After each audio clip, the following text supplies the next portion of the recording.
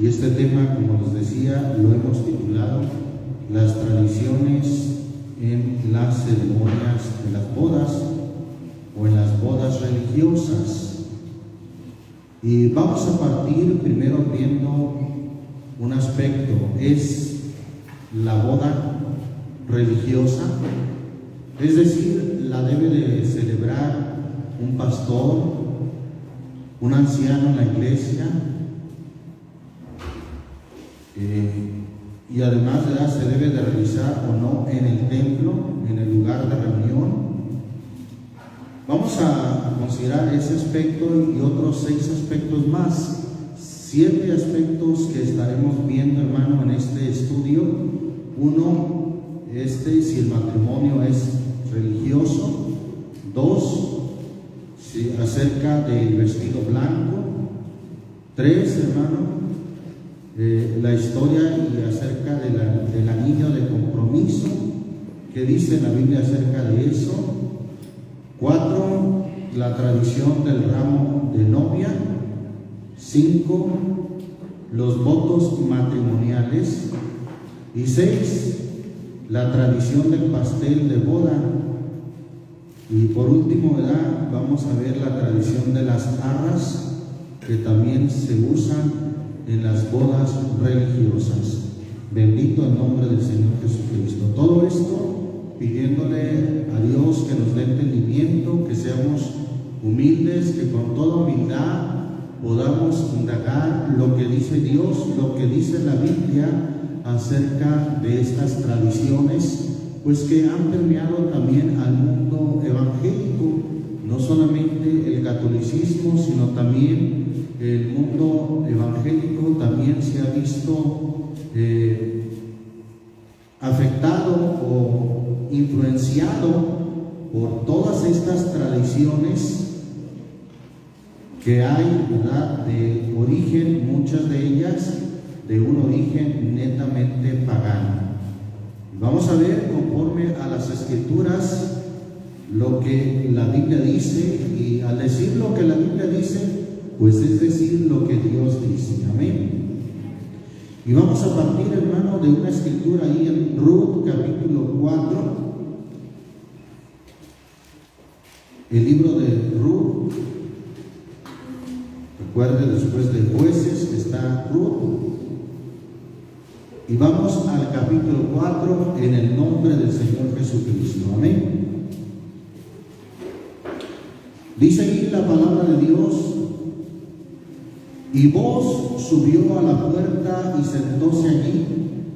He aquí pasaba aquel pariente del cual había Booz hablado, y díjole: fulano, ven acá y siéntate. Y él vino y sentóse. Entonces él tomó 10 varones de los ancianos de la ciudad y dijo: sentaos aquí. Y ellos se sentaron. Luego dijo al pariente: Noemí, que ha vuelto del campo de Moab, vende una parte de las tierras que tuvo vuestro hermano o nuestro hermano Elimelech.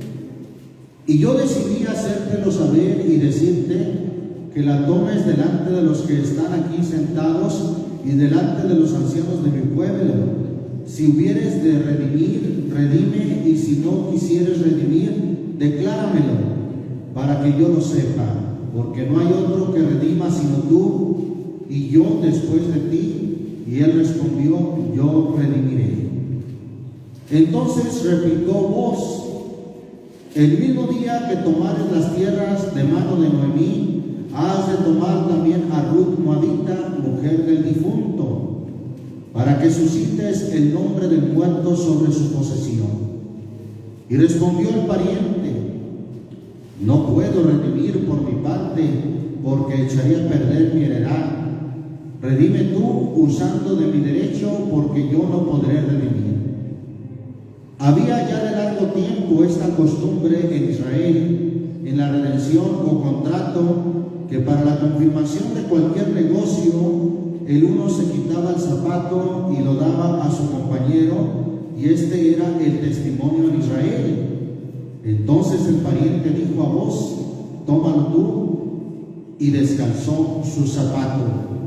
Y voz dijo a los ancianos y a todo el pueblo: vosotros sois hoy testigos de que tomo todas las cosas que fueron de Elimelech y todo lo que fue de Kelión y de Mahalón de mano de Noemí, y que también tomo por mi mujer a Ruth Moabita, mujer de Mahalón, para suscitar el nombre del difunto sobre su heredad, para que el nombre del muerto no se borre de entre sus hermanos, y de la puerta de su lugar vosotros sois hoy testigos. Y dijeron todos los del pueblo que estaban a la puerta con los ancianos: testigos somos.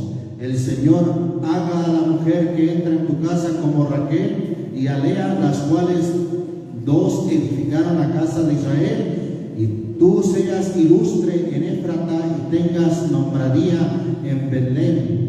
Y de la simiente que el Señor te diere de aquesta moza, sea tu casa como la casa de Fares, y al que parió Tamar a Judá. Vos pues tomó a Ruth, y ella fue su mujer. Y luego que entró a ella, el Señor le dio que concibiese y pariese un hijo. Vemos, hermano, aquí el contrato de una boda, de un matrimonio, hermano, entre Ruth y vos.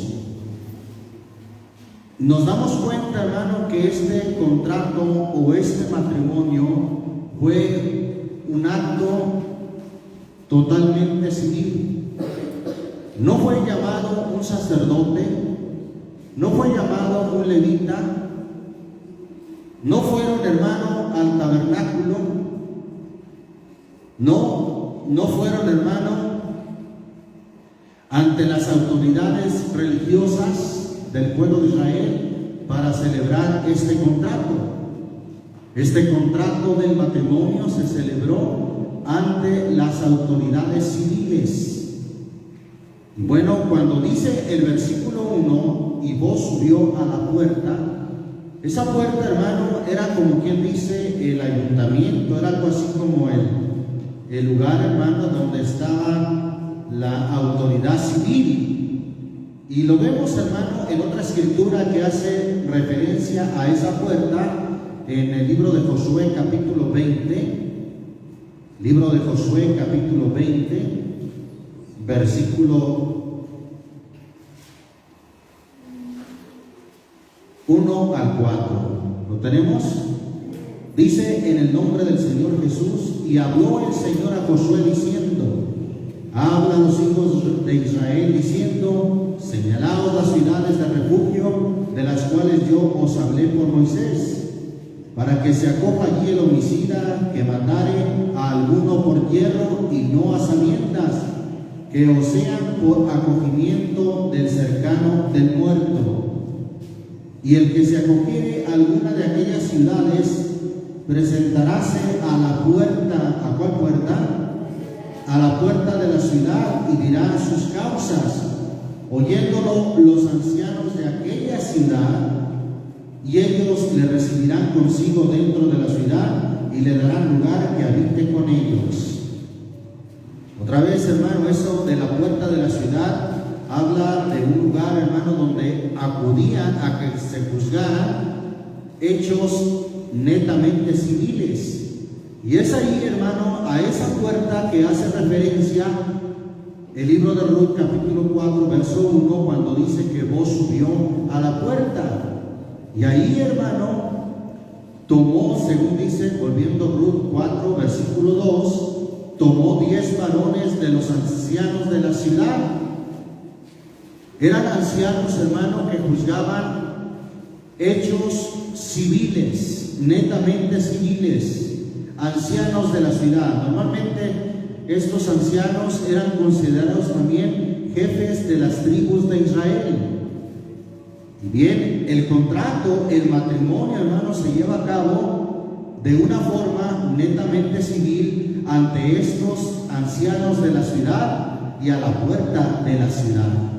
Repito, este acto no lo lleva a cabo un sacerdote, no se lleva a cabo a la puerta del tabernáculo, no, se lleva a cabo ante las autoridades civiles.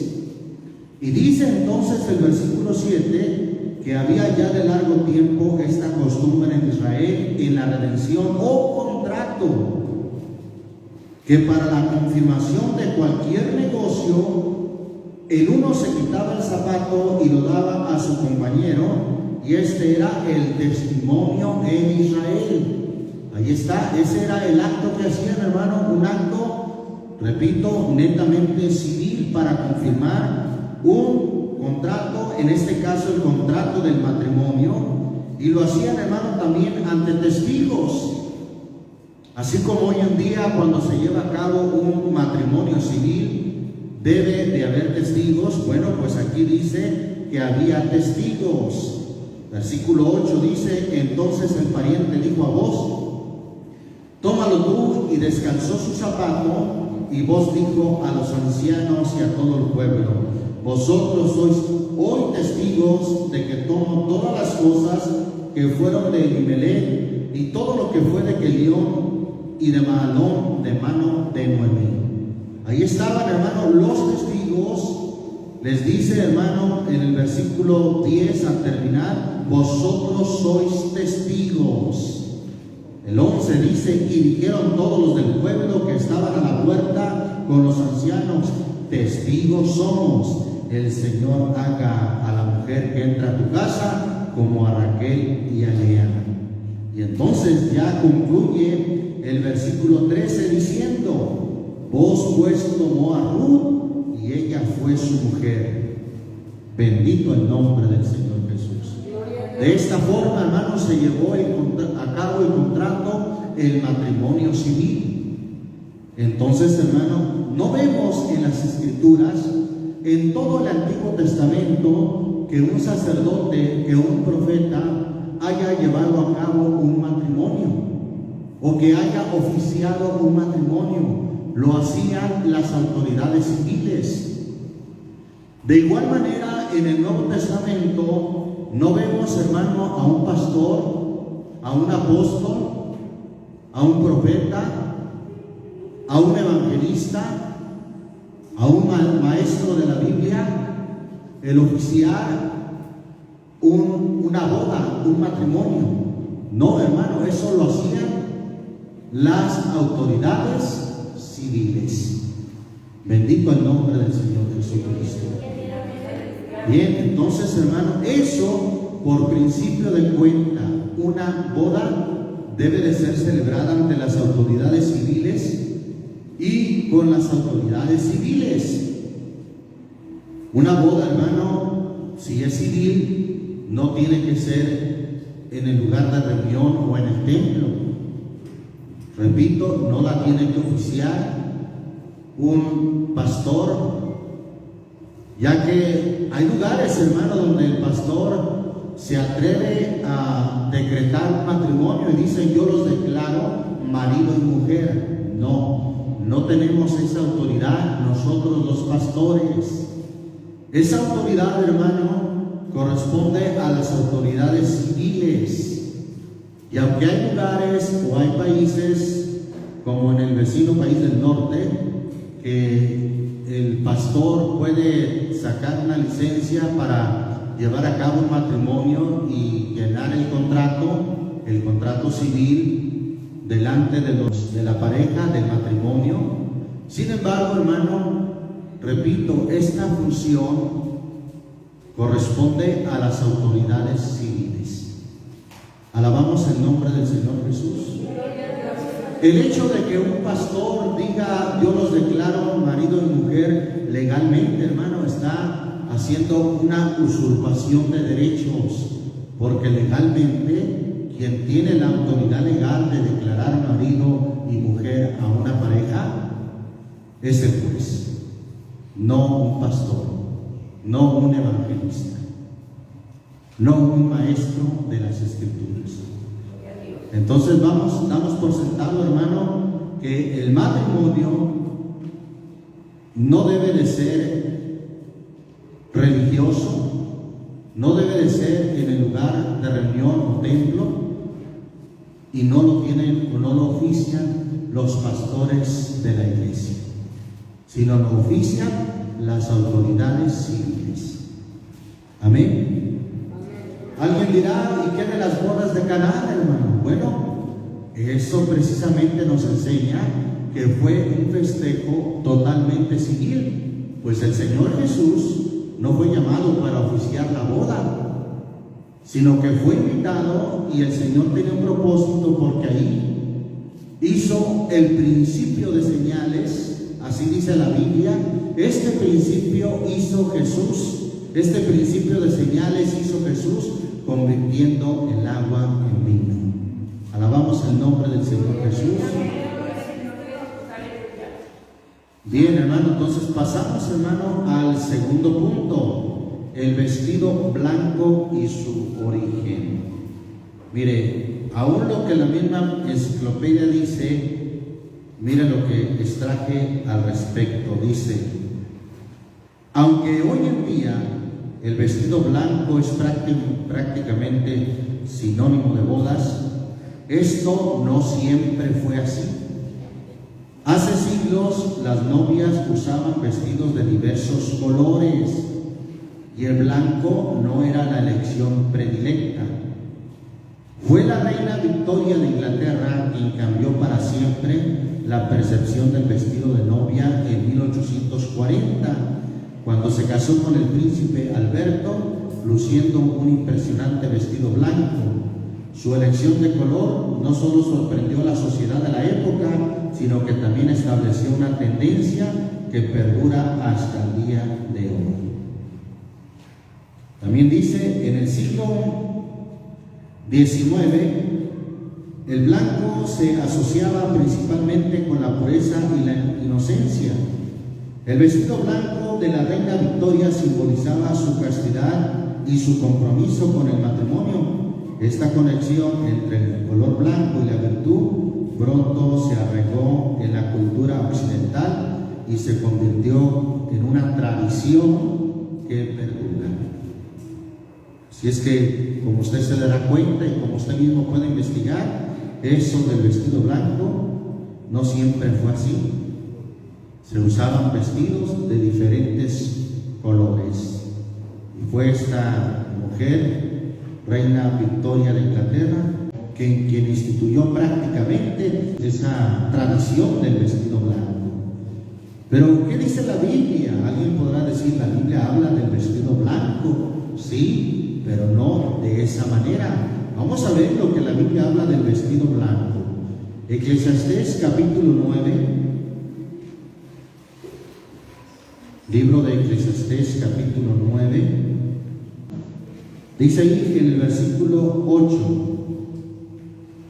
en todo tiempo sean, ¿qué cosa, hermano? Blancos tus vestidos. ¿Será eso literal, hermano?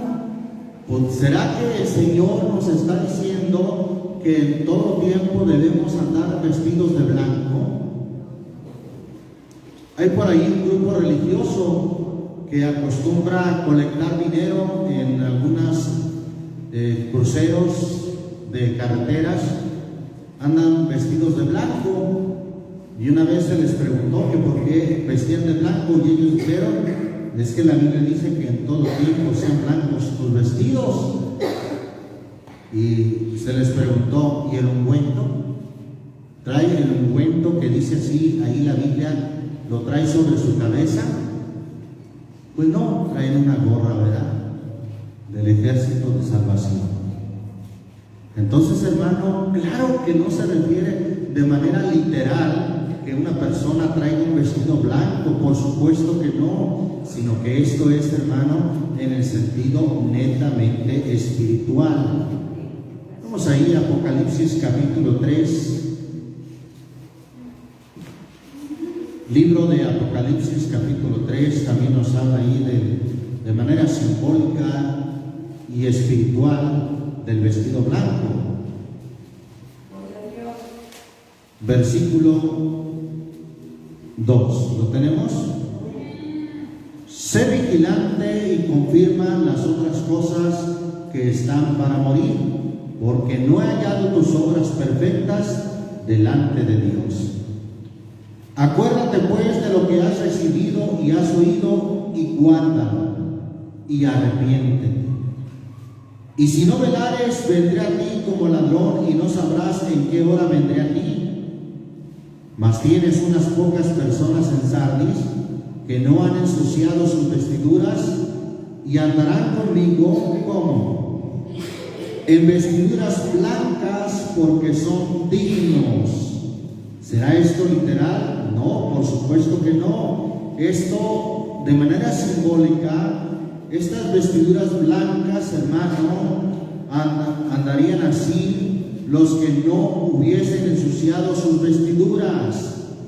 Sabemos que al ser perdonados en el nombre de Jesucristo nuestros pecados en el bautismo, según dice Gálatas 3:27, solamente cito, que todos los que habéis sido bautizados en Cristo, de Cristo estáis vestidos. Ciertamente, de manera simbólica, recibimos un vestido que no hay que ensuciar. ¿Con qué se ensucia ese vestido? Con el pecado, con la inmundicia, con las contaminaciones del mundo. Y bueno, quienes no ensucien esas vestiduras, dice el Señor, andarán conmigo en vestiduras blancas, porque son dignos. Y el que venciere, dice el versículo 5, será vestido ¿de qué, hermano? De vestiduras blancas. Y no borraré su nombre del libro de la vida, y confesaré su nombre delante de mi Padre y delante de sus ángeles.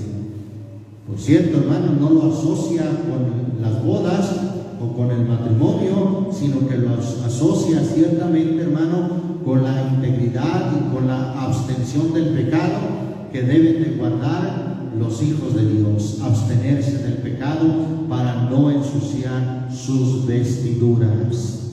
Alabamos el nombre del Señor Jesús. Bien, ¿qué diremos, hermano, acerca de la historia del anillo de compromiso? Bueno, pues mire también lo que dice, hermano, la enciclopedia acerca del anillo de compromiso. La historia del anillo de compromiso tiene sus raíces en la antigua Roma, un periodo que marcó el nacimiento de muchas costumbres que perduran a nuestros días, hasta nuestros días. Fabricados primordialmente o primeramente de hierro, estos anillos se veían, oiga bien, más como un símbolo de propiedad que de amor romántico. O sea, ese anillo, hermano, en Roma, según la historia, hermano, si en algún pueblo había machismo, era en Roma. Inclusive usted ha oído tal vez lo de la pedida de mano, ¿sí, verdad? Pues eso se originó en la antigua Roma, y había un derecho romano que se llamaba manus, que era el derecho que tenía el padre sobre sus hijas, de gobernarlas, de cuidarlas, y eso está bien, en cierta manera, ¿verdad? Pero cuando esa costumbre o cuando ese derecho se ejerce con prepotencia y autoridad, pues por supuesto que no está bien. Pero lamentablemente, hermanos, según cuentan algunas historias, las mujeres sí eran muy maltratadas en la antigua Roma. Y cuando se llevaba a cabo la pedida de mano, realmente lo que estaban haciendo es que el hombre le estaba pidiendo al padre de la muchacha que se diera el derecho, de aquella muchacha. ¿Para qué? Para que él la pudiera controlar, para que él la pudiera dominar. Y bueno, un símbolo de ese dominio, pues era precisamente, hermano, ese anillo que ataba a la mujer a su marido. En la antigua Roma, hermano, muchas mujeres cuando conocieron del mensaje del Evangelio y cómo las mujeres eran tratadas en la iglesia, en el cristianismo, muchas mujeres se convirtieron porque vieron, ¿verdad?, que era una forma de tratar a la mujer con amor. Bien, leo algo más que encontré en la enciclopedia. Dice: en el siglo IX, el Papa Nicolás decretó que cuando un hombre le entregaba un anillo a la novia, esto se presumía como una declaración oficial de la intención de casarse. ¿Quién instituyó o decretó esto, hermano? El Papa Nicolás. Qué lamentable que muchos ministros del Evangelio continúen con esa institución que decretó el Papa Nicolás desde el siglo IX. En la Edad Media los anillos comenzaron a decorarse con gemas y diamantes por sus propiedades físicas. Fue seleccionado por la aristocracia para usarse en bodas. El primer anillo de compromiso documentado fue dado por el archiduque Maximiliano de Austria a María de Borgoña en 1477. Este anillo estaba adornado con diamantes en forma de la letra M, seguramente de Maximiliano, iniciando la tradición de utilizar diamantes en los anillos de compromiso. ¿Qué dice, hermano, la Biblia acerca de esto? Algunos han querido objetar que la Biblia aprueba el anillo o los anillos. Ahí en Lucas capítulo 15, vamos a leer ese pasaje, hermano, de Lucas capítulo 15. Dice ahí el versículo 22. Mas el padre dijo a sus siervos, ¿se acuerda el padre del hijo pródigo que regresó? El padre dijo a sus siervos: sacad el principal vestido y vestirle, y poner, ¿qué cosa? Un anillo en su dedo, un anillo en su mano y zapatos en sus pies. ¿Qué era ese anillo en su mano, hermano? No era un adorno, no era dado, hermano, por un compromiso matrimonial, por supuesto que no. Eso lo encontramos, hermano, esa costumbre del anillo, pero en señal de dar o de delegar poder o autoridad, la encontramos en Génesis, libro de Génesis capítulo 41, versículo 42. ¿Estamos ahí? Entonces Faraón quitó su anillo de su mano y púsolo en la mano de José. Otra vez, hermano, no dice que lo puso en su dedo. Quitó su anillo de su mano y púsolo en la mano de José, e hízole vestir de ropas de lino finísimo, y puso un collar de oro en su cuello, y hízolo subir en su segundo carro, y pregonar delante de él, doblar la rodilla, y púsole sobre toda la tierra de Egipto. Ese anillo, hermano, era no un anillo de compromiso, por supuesto que no. No era tampoco un anillo de adorno, era un anillo, hermano, que tenían como símbolo de autoridad y con el cual, hermano, podían sellar documentos para que tuvieran valor, para que tuvieran autoridad. Vemos que ese anillo, ese tipo de anillo, lo usó una mujer muy perversa, Jezabel, ahí en el primer libro de Reyes 21. Primer libro de Reyes, capítulo 21. ¿Lo tenemos, hermanos?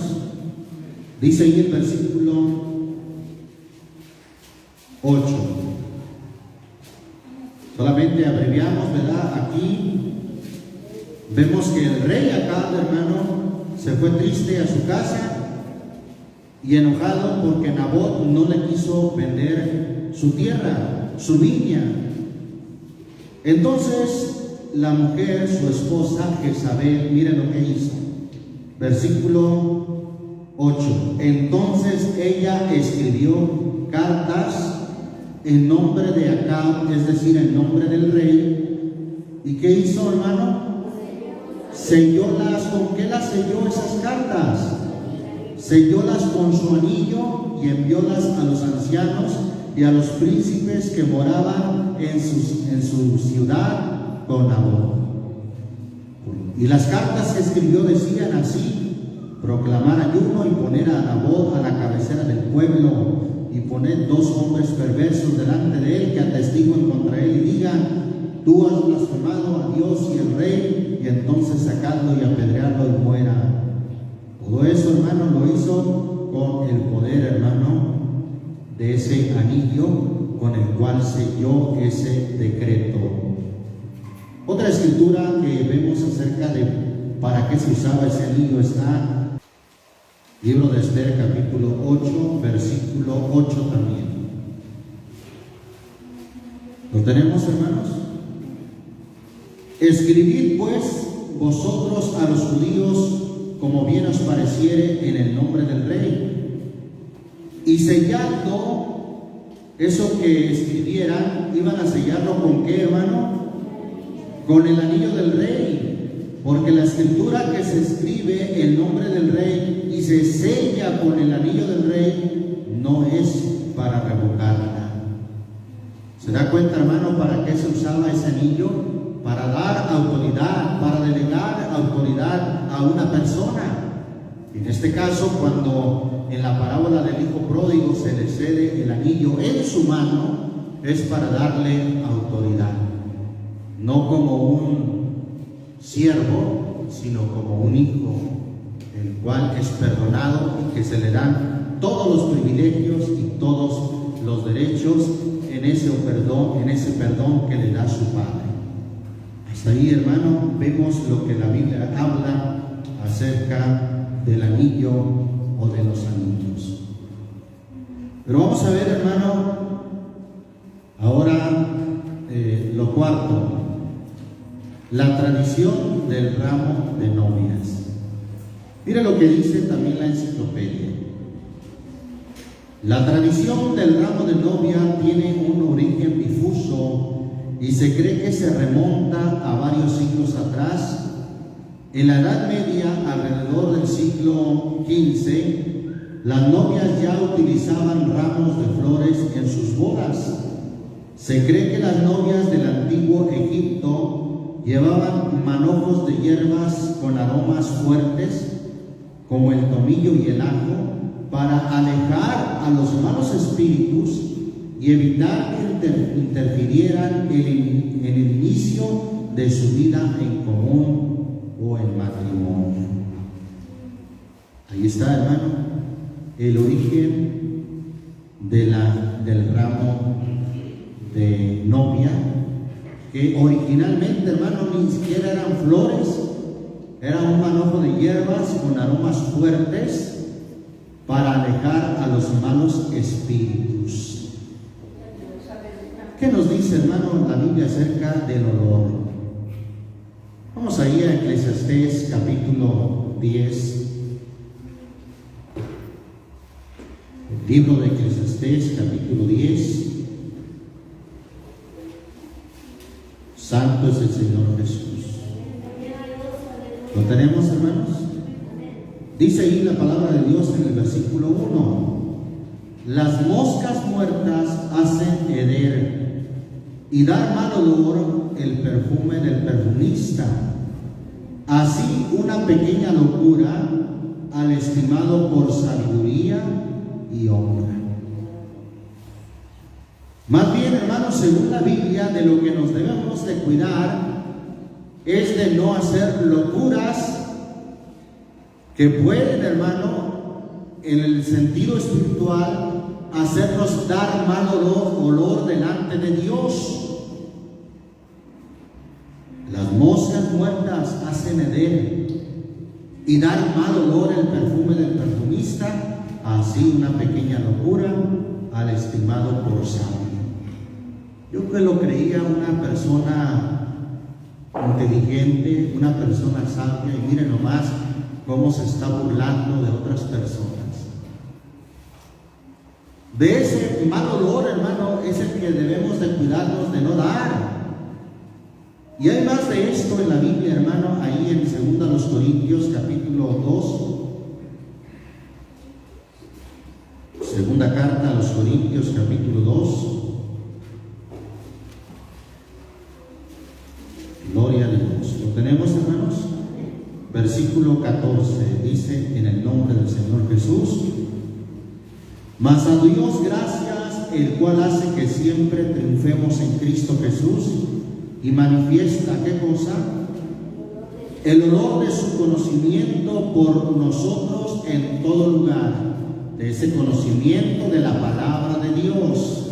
Versículo 15: porque para Dios somos buen olor de Cristo en los que se salvan y en los que se pierden. A esto ciertamente olor de muerte para muerte, y a aquellos olor de vida para vida, y para estas cosas ¿quién es suficiente? Somos, hermano, buen olor de Cristo. Debemos, hermano, con nuestra conducta y llevando siempre el conocimiento de la palabra de Dios, despedir un buen olor delante de Cristo. Efesios capítulo 5, la carta a los Efesios 5, versículo 1 y 2. ¿Lo tenemos, hermanos? Sed pues imitadores de Dios como hijos amados, y andad en amor, como también Cristo nos amó y se entregó a sí mismo por nosotros. Esa entrega de Cristo, hermano, que nosotros también debemos entregarnos. Esa entrega de Cristo, hermanos, fue ofrenda y sacrificio a Dios como en olor fragante o en olor grato. Ahí está, hermano, cómo debemos de despedir un olor fragante cuando andamos imitando a nuestro Dios, cuando andamos como Cristo anduvo. Filipenses capítulo 4. Más que un ramo de flores que den un olor, hermano, a nosotros nos enseña la Biblia cómo debemos ser un aroma, un olor grato delante de Dios. Capítulo 4 de Filipenses, versículo 18. ¿Lo tenemos, hermanos? Empero todo lo he recibido y tengo abundancia. Estoy lleno, habiendo recibido de Epafrodito lo que enviasteis. Habla de una ayuda, sí, de una ayuda económica, una ofrenda que enviaste, dice, olor de suavidad, sacrificio acepto, agradable a Dios. Cuando ayudamos, hermano, cuando socorremos al necesitado, allí, hermano, es cuando esa ayuda llega como un olor fragante delante de nuestro Dios. Alabamos el nombre de Jesucristo. Vemos, hermano, pasamos al quinto punto, hermano, que es acerca de los votos matrimoniales. Si hay votos matrimoniales en la Biblia. No, en realidad, hermano, esto se remonta a la antigua Grecia y Roma, donde formalizaron en la Edad Media las creencias religiosas con respecto a los votos matrimoniales. Entonces, tengamos cuidado, hermano, con todas estas tradiciones, y vamos a ver, hermano, que los votos, más bien, hermano, deben de ofrecerse delante de Dios y no delante de la pareja, y menos de una manera ritual y religiosa. Salmo 76. ¿Lo tenemos, hermanos? Dice ahí el versículo 11: prometed y pagad, ¿a quién, hermano? al Señor vuestro Dios.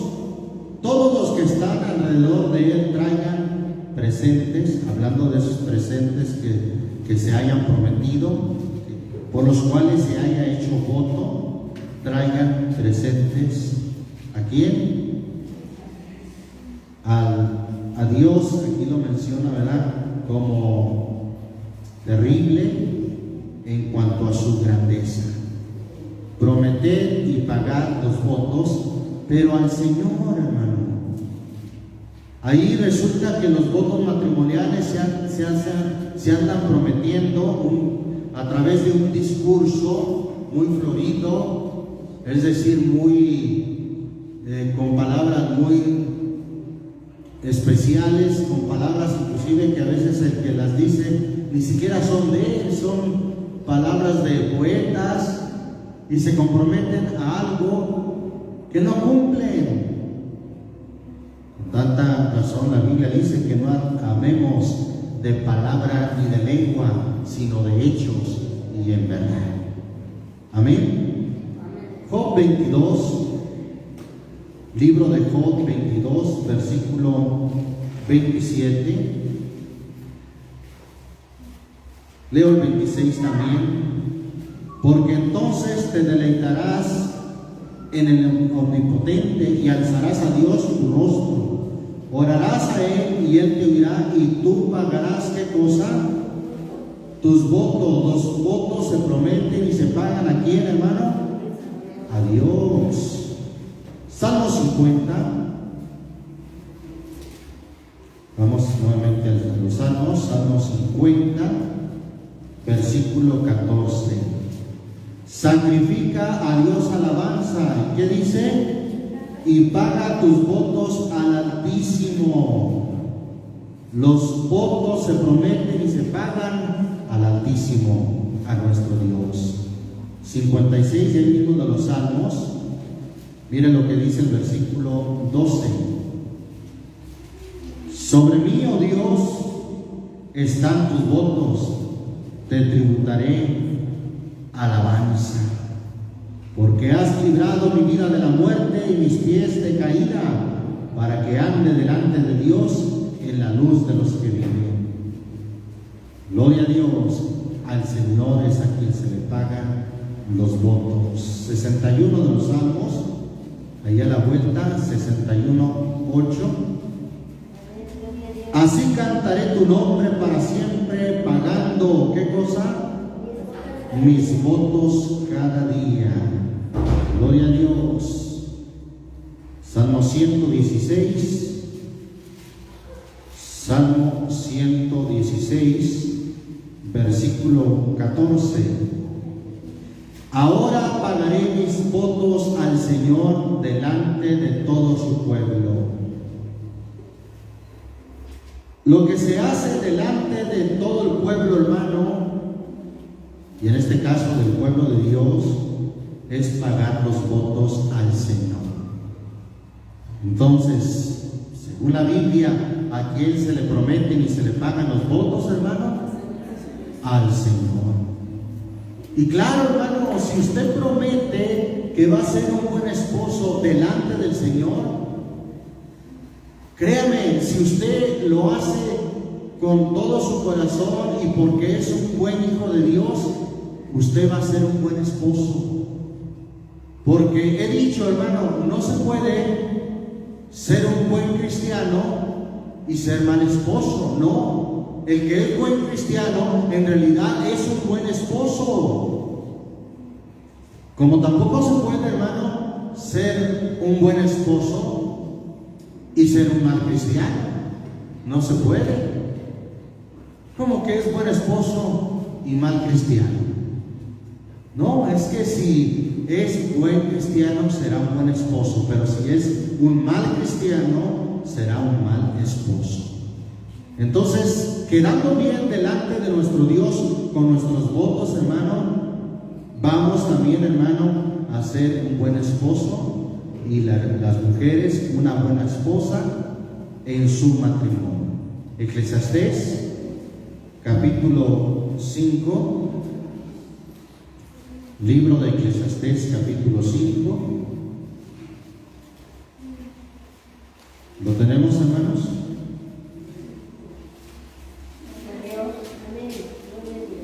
versículo 4. Cuando a Dios hicieres promesa, no tardes en pagarla, porque no se agrada de los insensatos. Paga lo que prometieres. Mejor es que no prometas. Alguien dirá, no, pues entonces no prometo. Pero acuérdese que la Biblia dice, lo que leímos en el Salmo 76:11, prometer y pagar. Es bíblico, hermano, prometer y claro, pagar.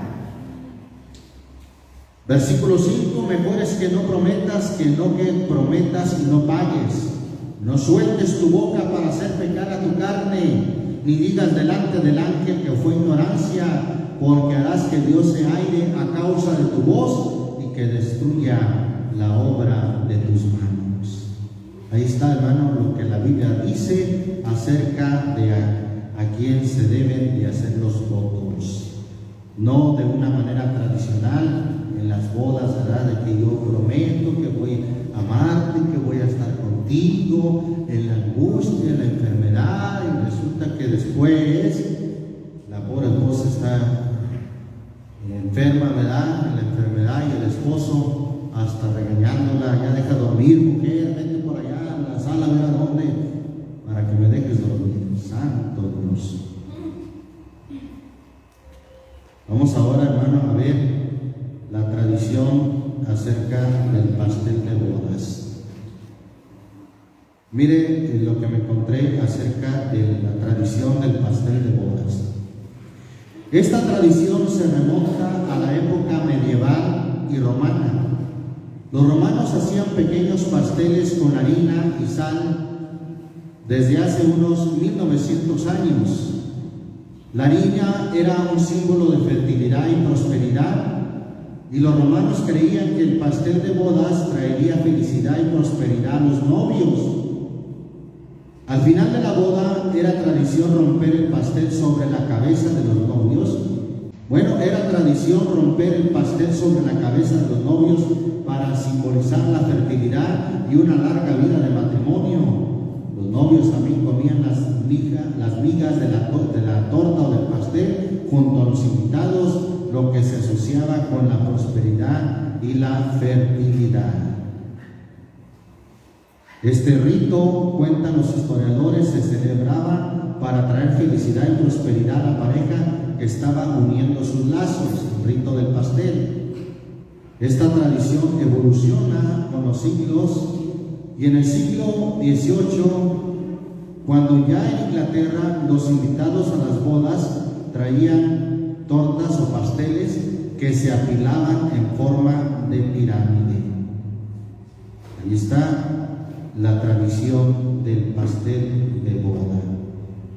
Bueno, ¿qué dice la Biblia al respecto, hermano? Primero a los Corintios, capítulo 5. ¿Estamos ahí en primero a los Corintios 5? Vamos a leer desde el versículo 6. No es buena vuestra jactancia. ¿No sabéis que un poco de levadura leuda toda la masa? Limpiad pues la vieja levadura para que seáis nueva masa, como sois sin levadura, porque nuestra Pascua, que es Cristo, fue sacrificada por nosotros. Versículo 8. Así que hagamos fiesta no en la vieja levadura, ni en la levadura de malicia y de maldad, sino en qué, hermano? Panes sin levadura, de sinceridad y de verdad. Panes sin levadura. A diferencia, hermano, del pastel que lleva mucha levadura para que se inflame, aún literalmente, los panes que habla aquí la Biblia eran sin levadura. Pero además dice, hermano, que ya no se trata de panes literalmente, sino que hagamos fiesta en ácimos de sinceridad y de verdad. Sí, hermano, porque ¿qué es hacer fiesta con ácimos de sinceridad y de verdad? Mire lo que la Biblia habla acerca del pan con levadura. Vamos a ir a Mateo 16. Mateo capítulo 16, estamos ahí a la vueltita. versículo 5 en adelante. Y viniendo sus discípulos de la otra parte del lago, se habían olvidado de tomar pan. Y Jesús les dijo: mirad y guardaos de la levadura de los fariseos y de los saduceos. Y ellos pensaban dentro de sí, diciendo: esto dice porque no tomamos pan. Y entendiendo Jesús les dijo: ¿por qué pensáis dentro de vosotros, hombres de poca fe, que no tomasteis pan? ¿No entendéis aún ni os acordáis de los 5 panes entre 5,000 hombres y cuántos cestos alzasteis? ¿Ni de los 7 panes entre 4,000 y cuántas espuertas tomasteis? ¿Cómo es que no entendéis que no por el pan os digo que os guardéis de la levadura de los fariseos y de los saduceos? Entonces entendieron que no les había dicho que se guardasen de la levadura del pan, sino de la doctrina. ¿De quién, hermano? De los fariseos y de los saduceos. ¿Y cómo era esa doctrina, hermano? Con mucha hipocresía. Vamos a ir, hermanos, a Mateo capítulo 15. Evangelio según Mateo capítulo 15. ¿Lo tenemos, hermanos?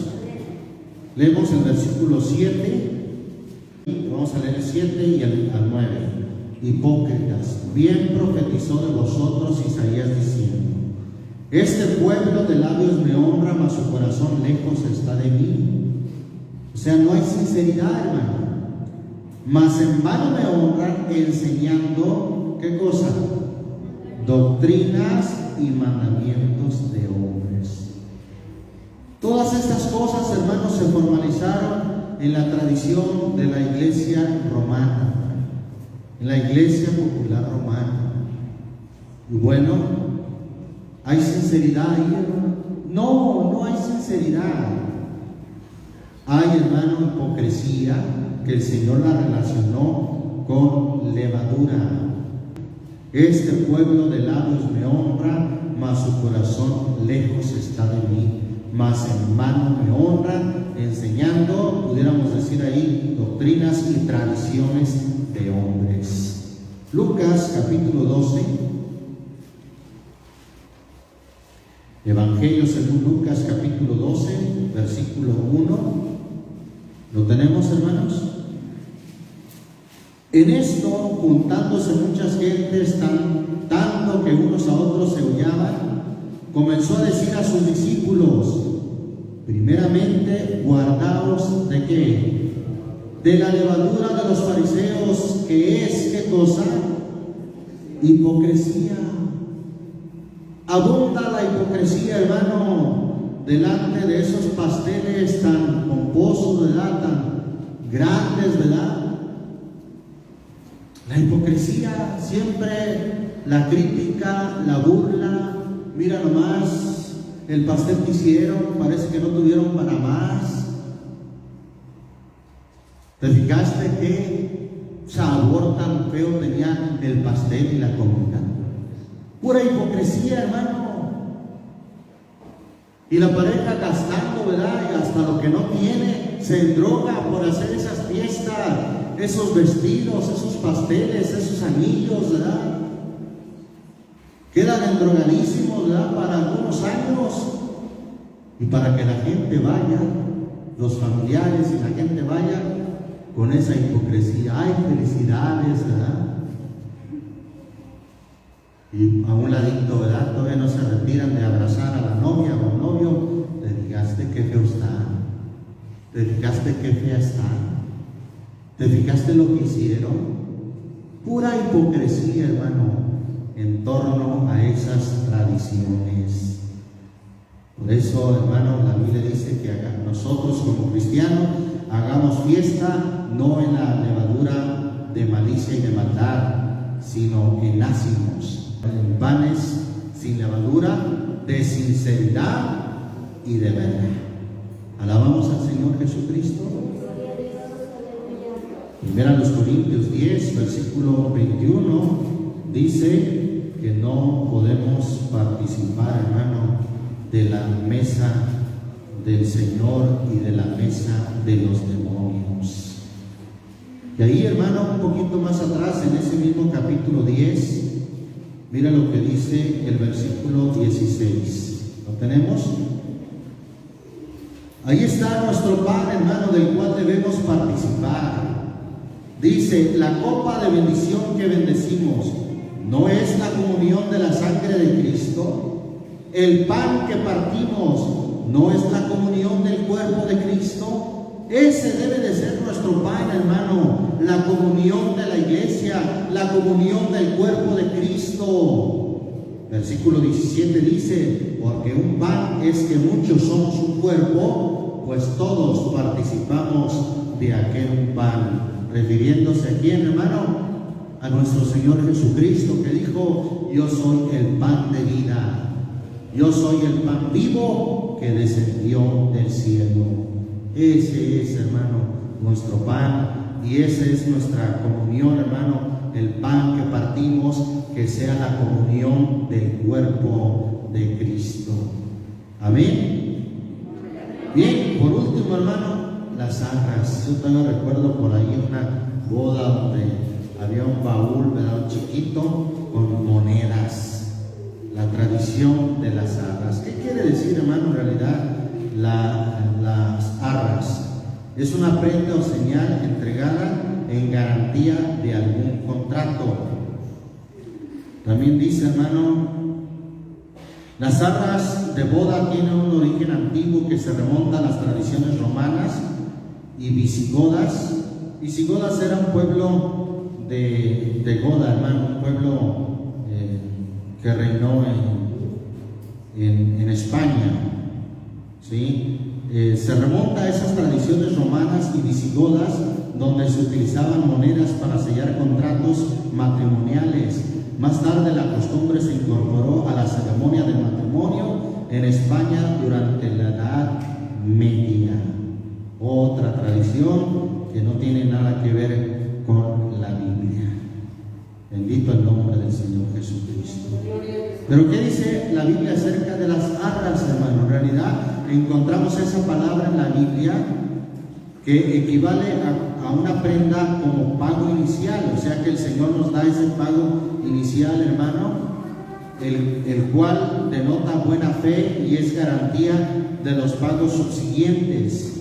Las palabras arras, prenda y garantía tienen similar significado y se refieren a un pago que garantiza la cancelación del saldo o el pago del saldo total. Encontramos, hermanos, en 2 Corintios capítulo 1, que nos habla de las verdaderas arras, hermano, no de las tradicionales que se usan en las bodas. 1, versículo 20 al 22. ¿Lo tenemos? Porque todas las promesas de Dios son en Él sí y en Él amén. Él no falla, hermano. Por nosotros a gloria de Dios. Y el que nos confirma con vosotros en Cristo y el que nos ungió es Dios, el cual también nos ha sellado y dado, ¿qué cosa, hermano? Las arras o la prenda. Dice la versión antigua, la prenda o las arras. ¿Qué son las arras, hermano? ¿De dónde, qué es o de dónde viene? ¿Las arras de qué? Del Espíritu. Tenemos su Espíritu Santo en nuestros corazones, hermano, como una prenda y garantía que tenemos de un día estar presentes al Señor. De un día, hermano, estar con el Señor para siempre. Capítulo 5 de aquí mismo de la segunda carta a los Corintios, versículo 5. Mas el que nos hizo para esto mismo es Dios, el cual nos ha dado, ¿qué cosa? Las arras del Espíritu. Esas son las arras, hermano.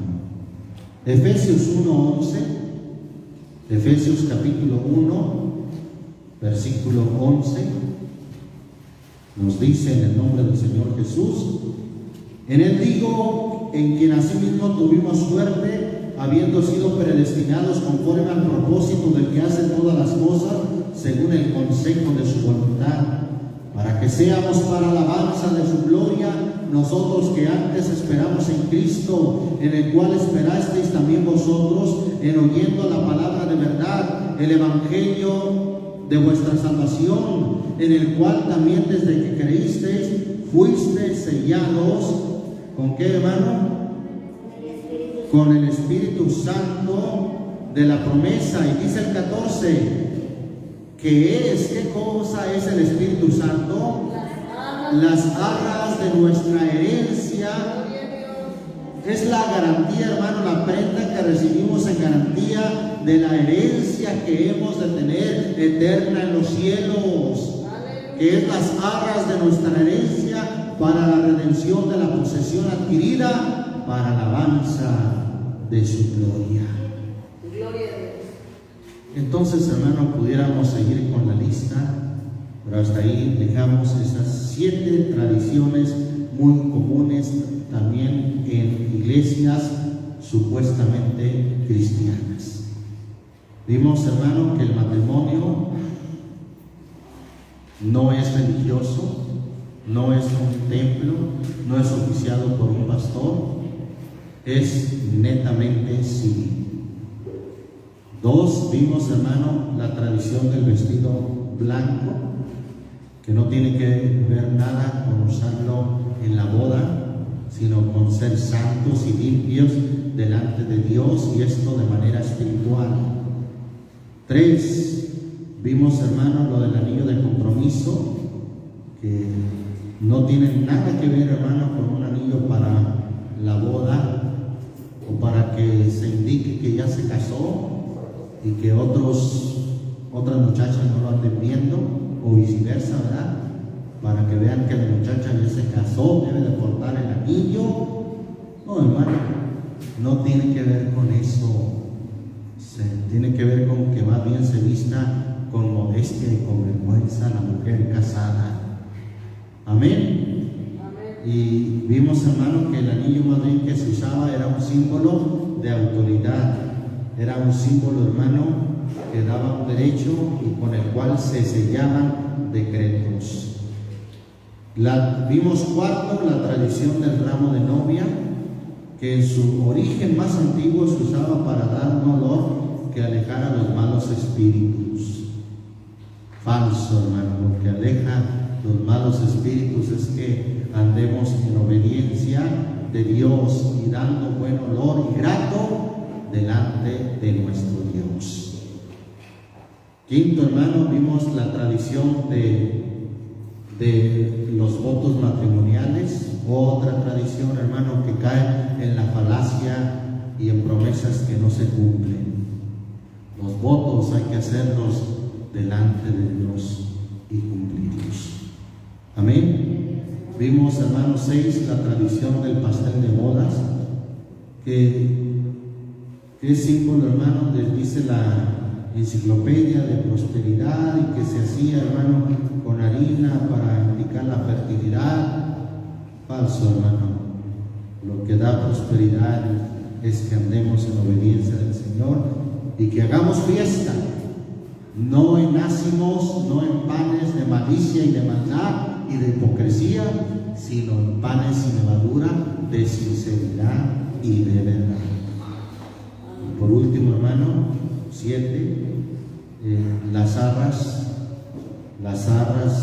de nuestra herencia, hermano, que es el Espíritu Santo y que no tiene nada que ver, hermano, con arras, ¿verdad?, o prenda que se den por tradición en el enlace matrimonial. Hermano, hay que desarraigarnos de todas las tradiciones del mundo. Todas las tradiciones paganas, hermano, que no